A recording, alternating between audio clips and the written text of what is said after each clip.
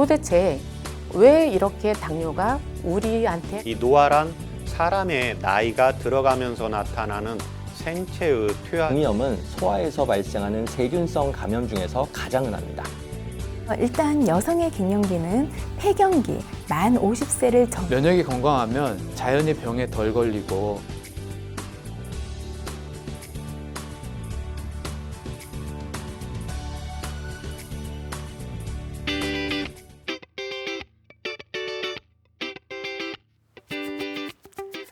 안녕하세요. 건강보감 한의사 박경숙입니다. 오늘 강의는 당뇨의 전조 증상 및 진단에 대해서 알아보는 시간인데요. 당뇨란 무엇인가, 그리고 당뇨의 원인에 대해서 이미 알아보았고요. 오늘은 당뇨에 대한 전조 증상을 좀 더 자세히 알아보는 시간 갖도록 하겠습니다.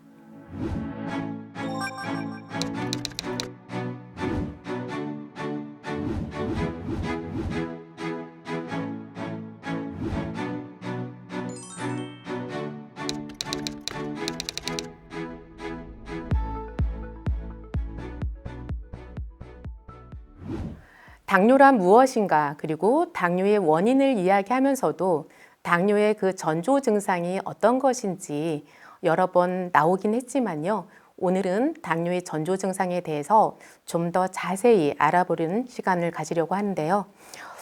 당뇨의 전조 증상에 앞서 그 당뇨를 유발할 수 있는 그 기저질환 4가지를 한 번 더 복습해 보도록 하겠습니다. 그 당뇨 유발에 직접적인 영향을 끼칠 수 있는 4대 기저질환으로서 고혈압과 이상지혈증, 그리고 심혈관 질환, 비만, 이 4가지를 예로 들었는데요. 이 4가지 질환을 우리가 잘 관찰하는 것은 당뇨를 미리 진단할 수 있다는 측면에서 굉장히 중요한 의미를 갖는다고 할 수 있습니다. 우리가 대부분 당뇨를 가진 분들이 당뇨만 앓는 경우는 잘 없거든요. 그래서 대개 비슷한 시기에 길어봤자 한 1, 2년 그런 시간 차이를 두고 대개는 그 고지혈증이라든지 협심증이라든지 고혈압이라든지 이런 혈관 질환을 앓는 분들이 많이 있으세요. 그래서 이런 혈관 질환을 앓고 있는 분들은 이제 내가 당뇨가 올 수도 있겠구나 라는 걸 미리 알 수 있기 때문에 그런 측면에서도 중요하고요. 그리고 이런 혈관 질환과 그 당뇨를 함께 가지고 있을 경우, 이럴 경우에는 또한 예후가 좀 더 안 좋기 때문에 이 4대 질환에 대해서는 우리가 늘 자세히 살피는 것이 필요하겠는데요. 이렇게 당뇨 유발의 원인을 제공하고 또한 당뇨와 함께 좀 더 예후가 안 좋은 합병증을 유발할 수 있는 그런 4대 기저질환으로서 고혈압, 심혈관 질환, 그리고 이상지혈증, 비만 이렇게 언급했고요. 이제 구체적으로 들어가서 그렇다면 당뇨의 전조 증상으로서 어떤 것들이 있는지 하나하나 알아보도록 하겠습니다. 우선 그 당뇨가 한의학적으로는 3소라고 했죠. 그래서 갈증이 많이 난다 이런 말씀을 드렸는데요. 물을 마셔도 갈증이 나고, 그리고 입이 자꾸 마르는 그런 현상을 가져옵니다. 그래서 이렇게 심한 갈증이 있다라면 제가 볼 때는 당뇨를 미리 진단할 수 있는 가장 주된 그 증상 중에 하나가 이 입마름이라고 생각이 되거든요. 그래서 내가 비만한 상태이면서 또는 고혈압이 있으면서 이렇게 자꾸 입마름이 생긴다, 갈증이 자주 난다, 이런 분들이라면 그 당뇨에 대해서 진단을 받아보는 것이 좋겠습니다. 그래서 갈증, 그 다음에 잦은 소변, 그러니까 소변을 하루에 한 5번 정도 이렇게 보는 것이 이제 보편적인데, 근데 뭐 거의 시간마다 간다든지, 그리고 밤에도 자다가 이제 뭐 2-3번씩 이렇게 화장실 가게 된다든지 이런 경우, 그리고 소변에 거품이 나오고 냄새가 나는 경우, 이런 경우에 이제 당뇨를 의심해 볼 수 있는 그런 상황이 되겠고요. 그리고 그 다음으로는 구강 건조와 함께 구취가 생기게 됩니다. 그러니까 입이 자꾸 마르고 갈증이 나는 상태에서는 우리 점막은, 그러니까 입 안, 코, 그리고 눈, 이런 점막 부위는 항상 촉촉해야 건강 상태를 유지할 수가 있는데요. 그 점액 물질 속에 그 면역 물질들이 나오게 되어 있거든요. 그런데 입안이 항상 마르면서 유해균들이, 그러니까 유익균은 제대로 잘 살지 못하고 유해균들이 득세를 하면서 입에서 구취가 나는 거죠. 그래서 충치가 없는데도 갑작스럽게 구취가 심해지고, 특히 아침에 일어났을 때 입이 막 쩍쩍 달라붙으면서 막 냄새가 심하게 난다, 이러면은 당뇨 증상이라고 의심해 보는 것 좋겠습니다. 그 다음에는 시력 저하나 그 시야의 혼탁, 이런 부분들이 있습니다. 그러니까 대부분의 사람들은 이제 당뇨가 심해지면 그 합병증으로서만 이제 시력이 나빠질 거라고 생각을 하는데요. 우리가 되게 당뇨가 혈관 상태가 안 좋은 상태에서 당뇨가 오잖아요. 그런데 우리 몸의 각 기관으로 보내는 혈관 중에서도 이 눈으로 가는 혈관은 굉장히 가늘어요.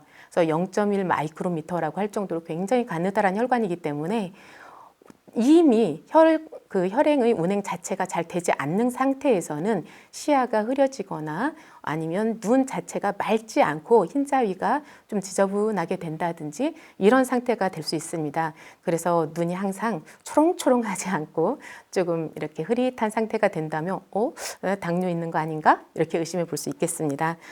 그리고 이제 손끝, 발끝이 저리다든지 마비감이 든다든지 아니면 시리다든지 이런 증상이 있을 수 있습니다.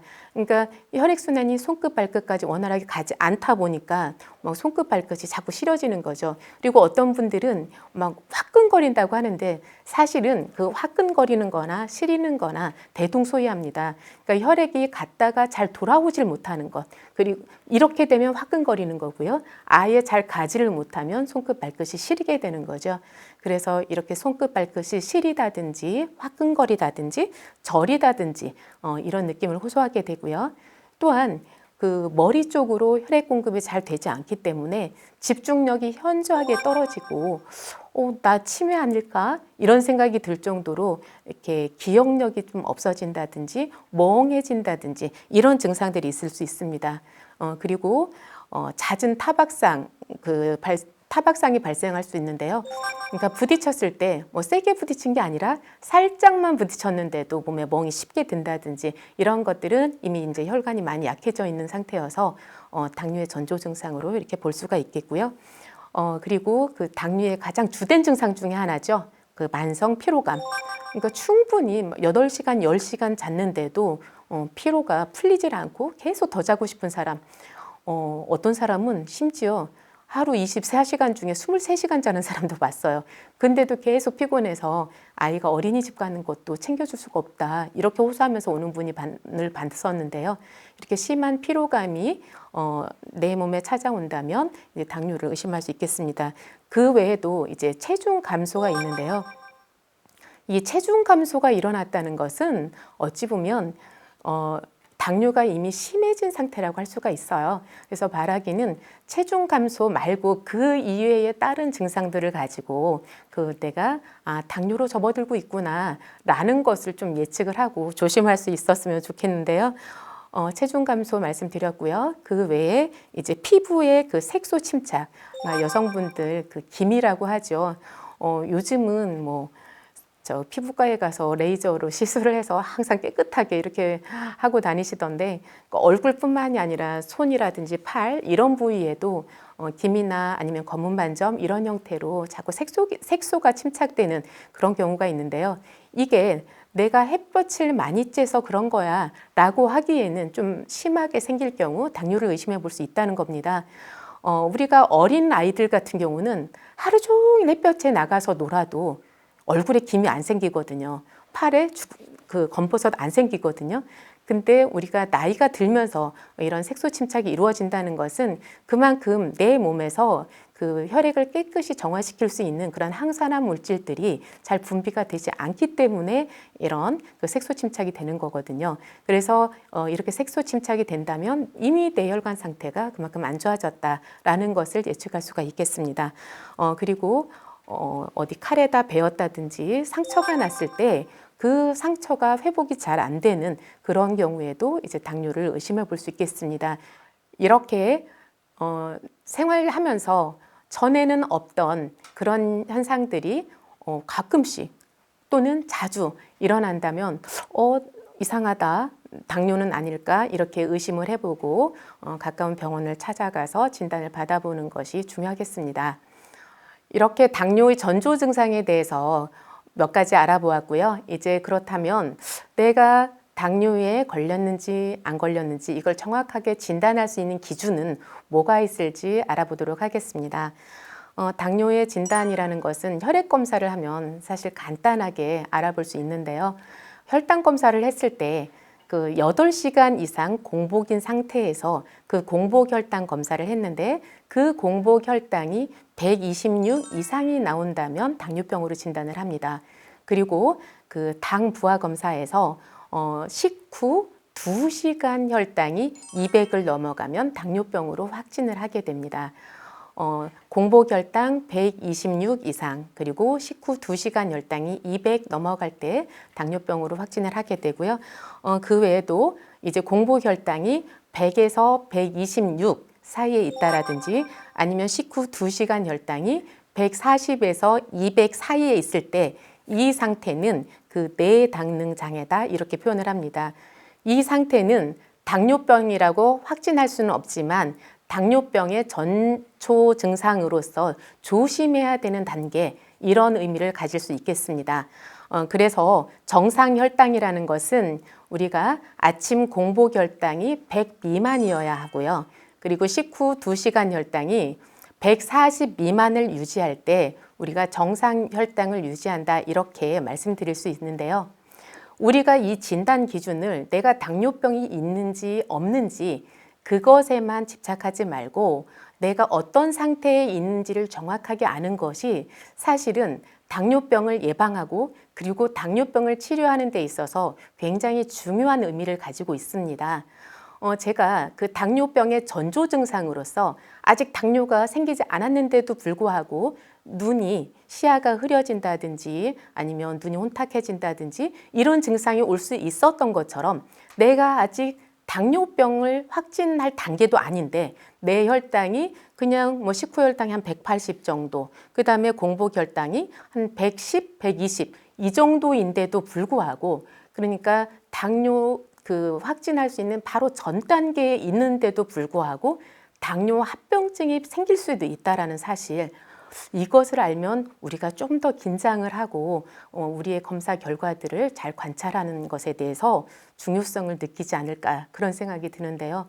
그래서 우리가 그 고혈압이라든지 고지혈증이라든지 아니면 심혈관 질환, 비만이 있을 때에 당뇨가 생길 확률이 높고 또 당뇨랑 같이 겹쳐졌을 때에 그 합병증이 더 심해질 수 있었던 것처럼 이렇게 그 당뇨의 전 단계에 있을 때에도 여기에서 그 당뇨가 조금 더 그 심해질 수 있고 그리고 당뇨의 합병증이 생길 수 있다는 걸 알아서 그 예방을 하는 것이 정말 중요하다고 생각을 합니다. 그러면 당뇨의 진단을 받아서 이렇게 수치를 활용하는 것이 어떤 의미가 있는지 알아보았는데요. 당뇨의 진단에서 또 한 가지 검사하는 게 있죠. 바로 당화혈색소 검사입니다. 물론 당뇨의 그 확진을 받지 않은 상황에서는 이 당뇨혈색소 검사를 하지 않는 경우도 있는데요. 제가 권장하기로는 그냥 건강검진을 할 때에 당화혈색소 검사까지 함께 하는 것을 저는 권해드리고 싶습니다. 그 당화혈색소 검사를 했을 때에 6.5 이상이 넘어가면 이제 당뇨병이다라고 확진을 할 수가 있고요. 그 당뇨가 없는 정상인들의 그 당화혈색소는 4 내지 6 정도를 유지하는 것 이것이 정상입니다. 그렇다면 당화혈색소가 무엇인지에 대해서 알아보는 시간 있어야 될 것 같은데요. 당화혈색소에서 혈색소라는 것이 바로 헤모글로빈입니다. 헤모글로빈이라는 것은 우리 몸에서 우리가 숨을 쉴 때 산소를 들이마시면 그 산소를 세포에 공급해주는 역할, 그 매개체 역할을 하는 것이 바로 헤모글로빈입니다. 그래서 헤모글로빈은 내 세포에 산소를 공급해주는 철을 가진 그 단백질 형태, 이것이 바로 이제 헤모글로빈인데요. 이 헤모글로빈이 산소를 날라야 되는데 산소와 결합해서 그 세포로 가서 산소를 떨어뜨린 그런 역할을 해야 되는데 그 헤모글로빈이 혈중에 포도당이 너무 많다 보니까 이 포도당이랑 결합해 버리는 거예요. 그래서 빨간색을 띠고 있으면서 산소를 공급해야 되는 이 헤모글로빈이 이제 포도당과 결합해서 포도당처럼 끈적끈적거리게 되는 당으로 변화되었다. 이것을 당화혈색소라고 얘기를 할 수가 있는 것입니다. 그래서 헤모글로빈이라는 것은 산소 외에도 그 혈관을 넓혀주는 물질인 산화질소라든지 황화수소라든지 다른 여러 물질들과 결합해서 우리 몸의 그 에너지 대사에 그 참여를 하게 되는 건데요. 산소가 세포로 가지 못하면 세포에서는 그 산소가 부족하니까 에너지 대사를 일으킬 수가 없는 거예요. 그러니까 에너지 대사를 일으킬 수가 없으니까 당뇨 환자들이 자꾸 피곤하다, 그리고 뭐 계속 배고픔을 느끼고 입마름 증상 이런 것들을 일으키게 되는 건데요. 이 헤모글로빈이 그러니까 산소나 산화질소나 이런 것들을 날라야 될 그 헤모글로빈이 이제 포도당이랑 결합이 되면 이 포도당은 이제 혈중으로 가서 쓰이는 게 아니라 혈중에 머물러 있으면서 계속해서 혈액을 끈적끈적한 상태로 유지하는 이제 주 범위로 남아 있는 거죠. 그래서 이 당화혈색소는 내가 어제 오늘 이틀 정도 그 혈당이 높았다고 해서 당화혈색소 그 수치가 올라가는 것이 아니라 지속적으로 그 혈당이 높아서 한 2개월, 3개월 동안 그 혈당이 고혈당으로 유지가 되었을 때 그 당화혈색소가 올라가게 됩니다. 그래서 당화혈색소가 수치 1이 올라갔다, 1% 올라갔다라는 것은 그 혈당이 대략 30 정도, 그러니까 정상보다 30 정도 높게 유지되었다라는 것을 의미하게 됩니다. 그래서 이 당화혈색소 그 수치가, 검사 수치가 중요하다고 할 수 있는데요. 정상인들이 4에서 6, 그리고 이미 내가 당뇨를 진단을 받았다면 6.5 미만으로 유지하는 것, 이것이 중요한데요. 그러니까 어떤 분들은 내가 6.5 정도, 6.5에서 6.7 뭐 이렇게 유지하고 있으니까 안심을 하고 있는 분들이 계시는데요. 제가 이런 말씀을 드리고 싶어요. 내 아이가 공부를 너무 안 하는 거예요. 그리고 못 하는 거예요. 그래서 공부 좀 해라, 이렇게 하자, 이렇게 하자 막 그랬는데, 그래서 처음에는 막 혼도 내고 짜증도 내고 막 그랬는데 나중에는 그냥 다 포기를 해버리는 거예요. 그래서 아 그래, 내 아이는 그냥 공부가 적성이 아닌가 보다 하고 그냥 이제 포기를 하는 거예요. 그러면 내가 이 포기한 상황, 그것이 아이가 과연 공부를 잘하는 건가요? 그렇지는 않잖아요. 아이를 공부가 잘하는 게 아니라 그냥 공부를 못한 상태에서 그냥 그대로 있는 거잖아요. 당화혈색소가 6.5, 6.7 이걸 유지한다는 것은 내가 당뇨병이 있지만 그럼에도 불구하고 그럭저럭 그냥 유지하고 있다, 이 정도인 거지, 그것이 그 정상 그 혈색소 수치라든지 아니면 정상 혈당을 유지하고 있다는 걸 의미하는 건 아니라는 거예요. 그래서 저 같으면 그렇게 말씀드리고 싶어요.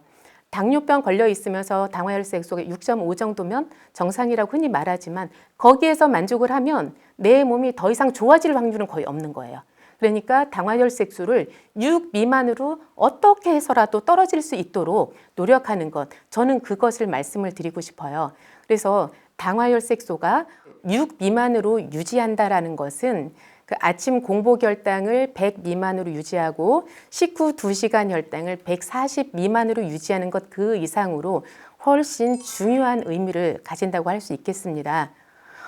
이렇게 오늘은 당뇨의 전조 증상에는 어떤 증상들이 있고, 그리고 당뇨의 진단 기준에는 그 공복 혈당 100 미만, 그리고 식후 2시간 혈당 140 미만, 그리고 당화혈색소 6 미만, 이렇게 진단 기준에 대해서 말씀을 드렸습니다. 당뇨의 전조 증상, 그리고 당뇨의 진단 기준, 이런 것들을 잘 활용해서 당뇨가 생길 수 있는 상황이라면 그것을 예방하고, 그리고 내가 이미 당뇨병을 앓고 있는 상황이라면 그것을 효율적으로 관리할 수 있는 그런 방법들을 함께 찾아가 보도록 하겠습니다.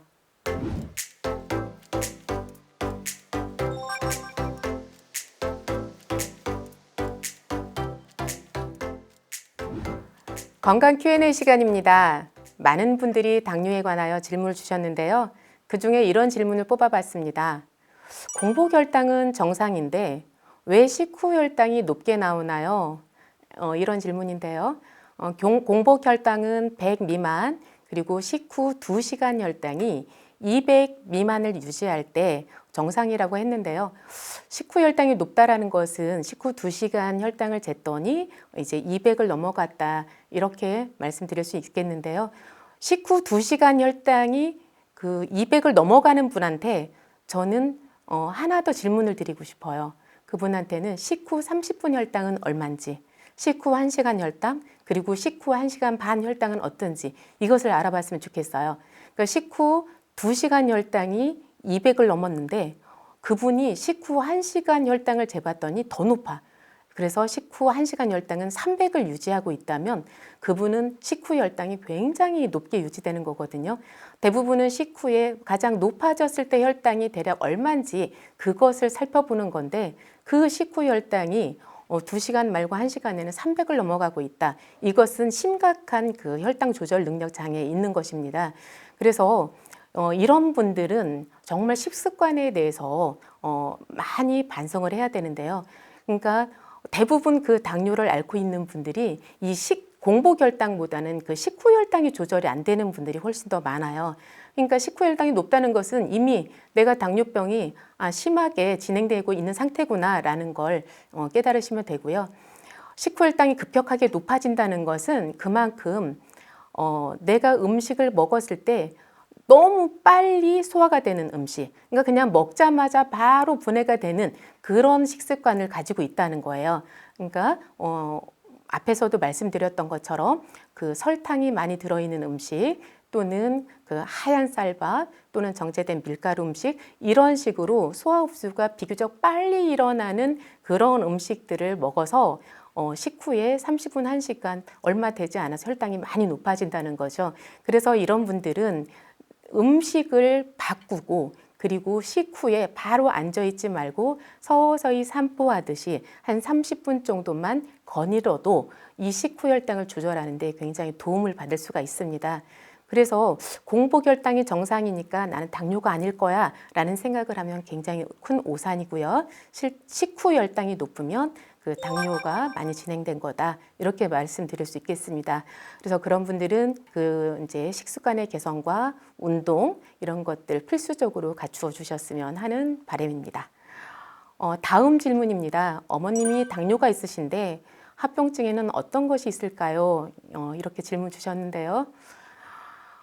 당뇨 합병증에는 여러 가지가 있죠. 근데 뭐 손발이 시리다든지 그냥 좀 시야가 좀 흐린 정도라든지 이 정도일 때는 그래도 그냥 이겨나갈 만한데요. 당뇨의 합병증에서 가장 큰 문제는 사지궤저증과 그리고 시력 상실 그리고 만성신부전 이 세 가지를 주된 합병증으로 들 수 있습니다. 사실 제가 며칠 전에도 마음 아픈 일이 있었는데요. 이 당뇨 합병증으로 인해서 그 족보가 괴사되어서 이제 발을 절단해야 될 그런 위기의 상황이 된 환자분께서 어떻게 해서든지 발을 절단하는 일만큼은 이제 피하고 싶어서 내원하신 분이 계셨는데요. 이게 어느 정도 근육량이 있고 혈관 상태가 웬만할 때에는 발이 조금씩 괴사가 되더라도 그것을 회복할 수 있는 그런 힘이 있는데 이 환자분 같은 경우는 워낙 마른 당뇨였고 그러니까 남자분이신데도 몸무게가 50kg가 안 될 정도로 너무 말라 있어서 몸에서 그 세포에서 포도당을 갖다가 쓰는 그런 기전 자체가 너무 이제 깨져 있다 보니까 그 세포를 재생하는 그 힘이 만들어지질 않아서 제가 결국은 이제 치료를 하다가 실패를 한 그런 사례가 있습니다. 참 안타까운 일인데요. 제가 말씀드리고 싶은 것은 이렇게 사지궤저증 또는 시력이 완전히 상실한다든지 만성 신부전으로 간다든지 이런 합병증만큼은 최대한 막을 수 있게 그 이전에 관리를 잘 해주셨으면 하는 그런 소망이 있습니다. 바늘구멍 하나가 발을 완전히 상하게 한다는 사실을 아셔야 합니다. 그러니까 저한테 오셨던 환자분도 발톱을 깎으면서 상처가 났었는데 그 상처가 회복이 되지 않고 그렇게 이제 궤저증까지 가게 된 그런 것이었거든요. 그래서 당뇨의 합병증에는 일단 손발이 혈액이 잘 안 가니까 시리고 시퍼렇게 되고 또는 눈이 침침해지고 이런 여러 가지 증상들이 있는데 그 증상일 때에 정말 피나는 노력을 해서 이렇게 험한 그런 합병증까지는 이르지 않았으면 좋겠습니다.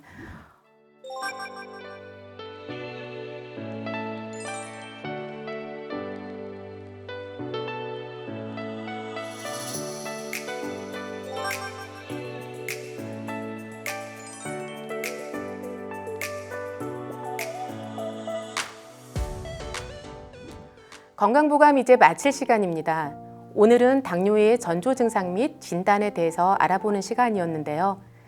나한테 당뇨의 전조 증상 중에 몇 가지라도 있다라면 정확하게 진단을 받아보시고 당뇨에 대하여서 예방 및 관리에 대하여 관심을 기울여 주시기 바라겠습니다.